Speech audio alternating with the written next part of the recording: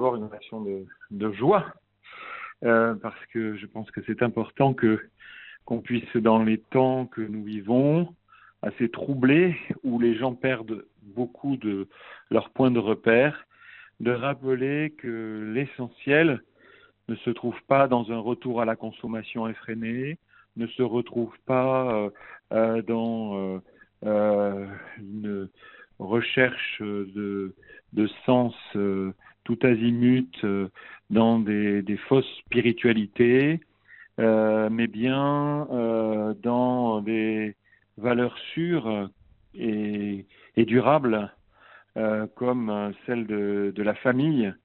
On l'a bien vu dans cette épidémie que nous vivons, et d'ailleurs le pape l'a rappelé, que la famille est un point de refuge, un lieu de refuge pour beaucoup, et en même temps rappelle aussi une vocation à toutes les familles qui est d'accueillir largement ceux qui sont dans la peine. C'est une année qui va montrer que la famille a une vocation particulière. Beaucoup de gens parlent de la famille, des spécialistes parlent de la famille, de la théologie de la famille, et c'est important, la spiritualité de la famille, etc. Et c'est aussi important.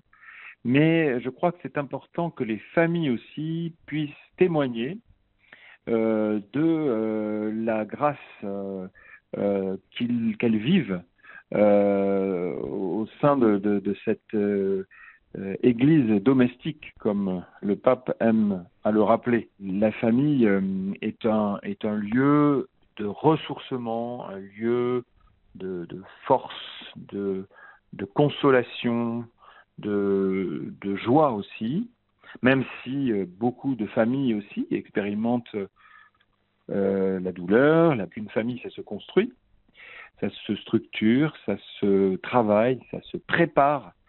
Et une année comme ça aussi est une occasion de le rappeler. Je crois que ce que nous donne aussi ce texte pontifical est une sorte de charte et j'allais dire presque, on pourrait dire presque grossièrement, un peu un mode d'emploi de ce qu'est la famille, de ce que peut être la famille, l'objectif que doivent viser toutes les familles, et de dire que cette joie de la vie de famille, elle est possible, elle est accessible à tous.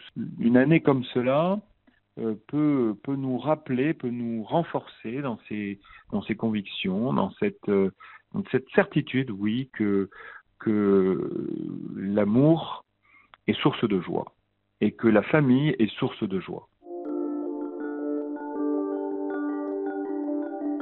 Le plus grand défi de la famille, c'est dans une société où on propose principalement une consommation effrénée. Je crois que la famille est là précisément pour rappeler que l'essentiel de la vie n'est pas là.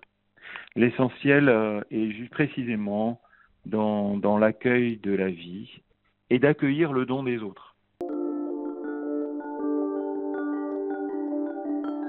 Il y a une vocation nouvelle qui est une vocation missionnaire. Donc, moi, il me semble que si on devait dire aujourd'hui quelle est la vocation d'une famille, je dirais trois choses. D'abord, renouveler cet appel à la prière, voilà, et à la vie spirituelle au sein de la famille. Deuxième appel, qui est un appel nouveau à la charité, à vivre que les familles chrétiennes, quelles qu'elles soient, quelles que soient leurs blessures, leurs faiblesses, leurs tensions, eh bien qu'elles reçoivent au cours de cette année un nouvel appel à vivre la charité, à vivre la compassion, à vivre cet amour des plus fragiles, et même au sein de nos familles.